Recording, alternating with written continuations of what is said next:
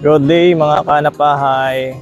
So mag-update lang po ako dito sa isang project natin dito po sa Naik, Cavite. Dito po sa Paradisimo. So last time po nag-vlog din ako dito, kung mapapanood nyo po sa aking YouTube channel, Kahanap Bahay Vlog. Nung time na binablog ko po itong Paradisimo, model unit pa lang po yung bahay dito. So ngayon, November 7, bumalik po tayo para i-update. And kung makikita nyo po, andito ako sa pinaka-entrance gate.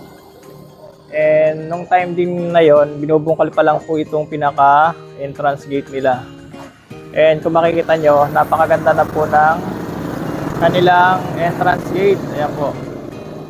By the way, ako nga po pala si Lito Ramasanta. Sa mga hindi po nakakapag-subscribe pa sa aking YouTube channel, Kahanap Bahay Vlog. Ayan, pakisubscribe nyo naman po ako, para lagi po kayong updated dito sa vlog ko po. Housing vlog dito po sa Naik, Cavite. Anyway, sa mga hindi pa po nakakaalam, ang location po nito ay sa Barangay Malainin, dito po sa Naik, Cavite. 1 kilometer away lang, papunta po ng Governor's Drive Highway. So, dyan po tayo galing kanina. Pakita ko po sa inyo yung location, yung pinaka-entrance para may idea po kayo. Ayan nga po, nandito tayo sa pinaka-entrance gate. So, sabi ko nga po kanina, nag-vlog ako dito, talagang lupang-lupa pa lang siya. Pero makikita niyo po, napakaganda na ngayon. Ito yung entrance. Ang lakas ng hangin dito para kayo nasa Tagaytay. Kasi alam naman po natin ang Naik, napakaganda ng klima. Kasi almost po dito, malapit na rin sa Tagaytay eh. Yan. Para may idea lang po kayo. Ito yung entrance. Tapos, ito, Barangay Road na po ito. Nung nag-vlog din po tayo dito, itong kalsadang to, napakaliit pa. Pero ngayon, widening na siya. Ang laki na po. Kaya napakaganda na dito sa Paradisimo. So, pasukin po natin yung status ng site ngayon. Ano na po ba yung status? Marami na po bang mga bahay na nakatayo bukod po dun sa pinaka-model unit. Tara, let's go!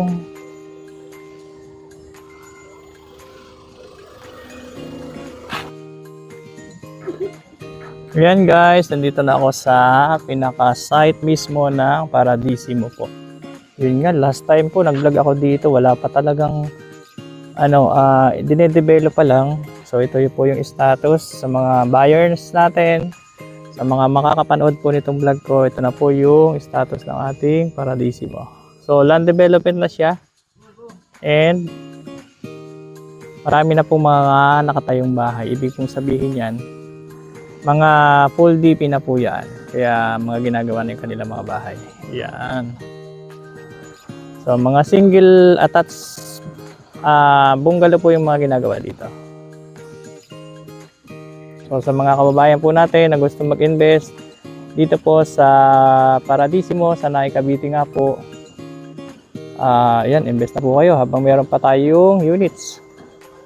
So, doon tayo galing kanina sa pinaka-entrance gate po na yan.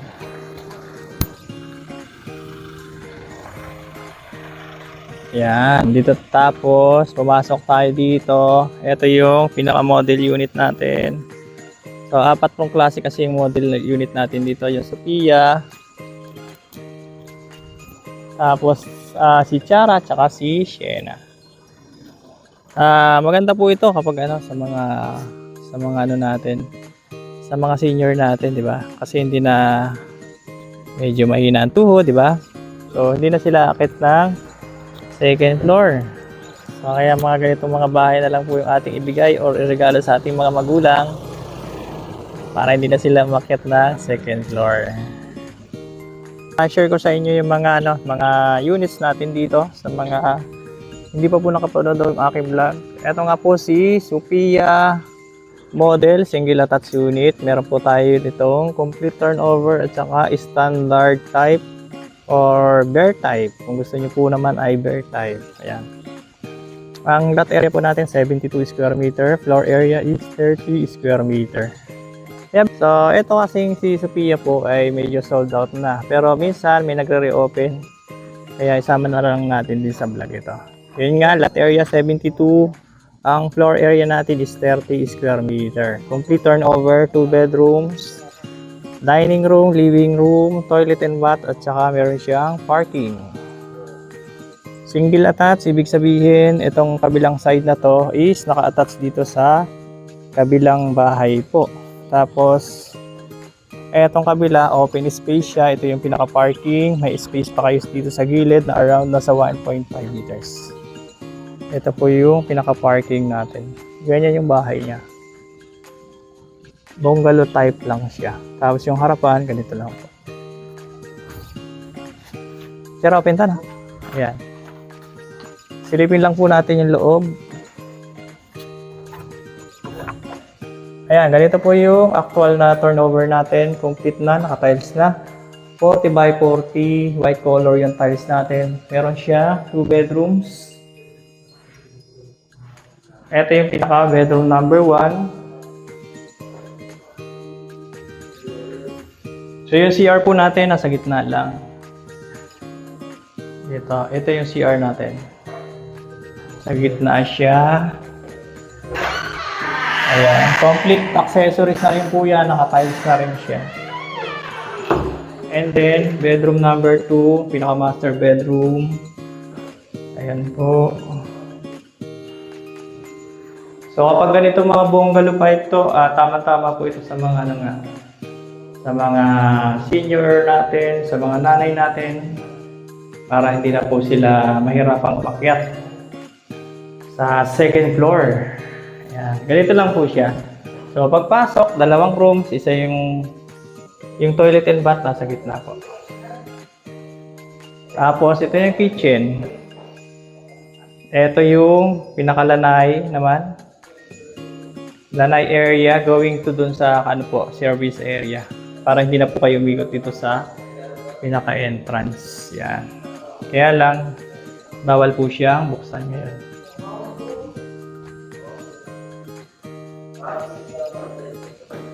Sa ngayon po kasi sold out na tong unit na to. Ang open natin ay si Chara na lang po. Dito natin tayo sa kabila.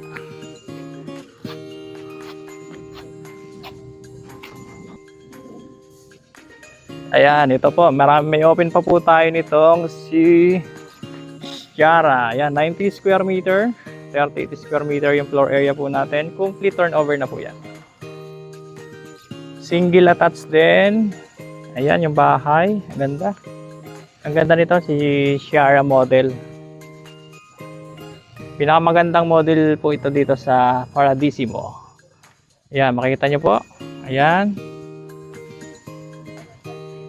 Pasok tayo. Ayan, itong area na to, kung makikita nyo po, meron siyang firewall dito. So kapag na-turnover yung unit, pwede nyo pong i-extend yan dito. Kasi itong kabilang side na to, sa kabilang bahay naman po yan. Para meron kayong rito, partition. Ito yung pinaka-parking ng inyong mga sasakyan. Ito naman yung front area. So yung pinakaharapan po natin, nasa 2.5 meters, ay yung pinakaharapan. Tapos meron dito sa kabilang side. Ayan, may space pa po kayo rito. Ayan po, nasa 2 meters itong space dito sa pinakabungad. Ang ganda po sa dulo. Ayan.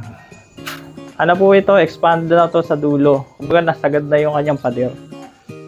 So wala na kayong space dito sa likod kasi meron na siyang pader dito. Yan, ito yung pinaka-exit nyo, papunta naman dito sa side. Yan. Okay, ito yung side view dito sa area na to. Ang ganda ng design. So 90 square meter po itong ating unit na to. Ano siya, malaki. Tapos ang floor area niya 38 square meter po. Papasok po tayo dito sa loob. Yan. Ito yung ating actual turnover po. Ayan, malaki po yung pinaka-living area kasi sagad na yan hanggang dulo. Meron siyang 2 bedrooms. Bedroom number 1, Yan. Ang ganda, ang laki. Tapos, yung CR po, nasa gitna. Ayan. Medyo nakalak lang po. Ito yung toilet and bath. Tapos, ito yung bedroom number 2. Yan, ganda. So, mas malaki po ang lote nitong si Shara. Tapos, ito nga po yung pinakita ko sa likod. Ayan, pinaka kitchen. Going to sa kabilang side.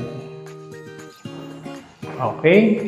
Yan, sa mga interesado po at gustong kumuha dito sa Paradisimo habang may units pa tayo, patripping na po kayo. Yan. So mamaya po, ikot-ikot tayo dun mamaya. Pakita natin sa inyo. Okay. Yan guys, tapos na tayo dito sa complete turnover. So ipapakita ko naman sa inyo ay bird type. So, ibig sabihin, wala pa siyang tiles, wala pa siyang ceiling, so wala pa siyang pintura. Ang ano lang po dito, meron siyang pintura sa labas. Ayan, sa mga gusto naman po ng bird type turnovers, ito naman po yung ating actual na turnover. Pakita ko din po sa inyo. So, same lot area, same floor area. Sabi ko nga po, ang kulang lang dito ay tiles at saka yung room partition. So, ang kagandahan lang po kapag mga ganitong turnover, kayo po yung masusunod kung anong gusto nyong kulay sa loob, kung anong gusto nyong size ng tiles, di ba? At least kayo po yung masusunod. Yan, ito yung ating turnover. So, hindi ko na po ipapakita yung mga gilid kasi same lang naman po siya.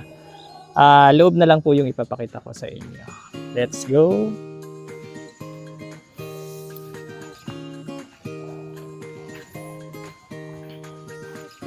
Ang ganda po ng turnover ng ating pinakapintuan. Talagang solid wood po yan.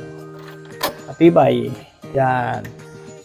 So, ito yung ating actual turnover ng bird type. So, kung makikita nyo, sabi ko nga po kanina, wala pa siyang kesame, wala pa siyang rooms, wala pa siyang tiles.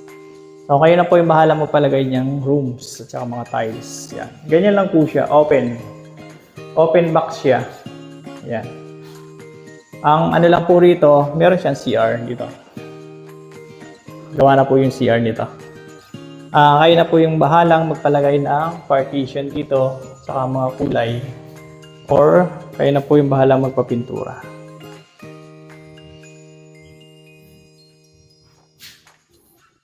Okay. So, yun. Ayan po yung ating actual turnover ng bird type. Open na open pa po talaga siya. So, ang kagandahan lang dito, mura po yung PCP compared sa complete turnover natin. Ayan. Okay. Yan yung site. So, bukod po dito sa house and lot, meron din tayo ditong lot only kung gusto nyo na ilote. Yan. So, ito namang Paradisimo, palibot naman po ng pader yan, kaya safe. Ayan, makikita nyo po. Marami siyang pader hanggang doon. So, yun po yung pinaka-clubhouse area. Yan, ito yung site. Sa mga buyers natin, sa mga kahit hindi buyers natin, ito po yung update ngayon as of November 6. Paradisimo, location po, Barangay Malainin. Dito po sa Naik, Cavite. So, yun lang po yung aking update. Once again, this is Lito Ramasanta po ng Rising Shine Realty. And thank you for watching my vlog. God bless po sa ating lahat. Bye-bye po.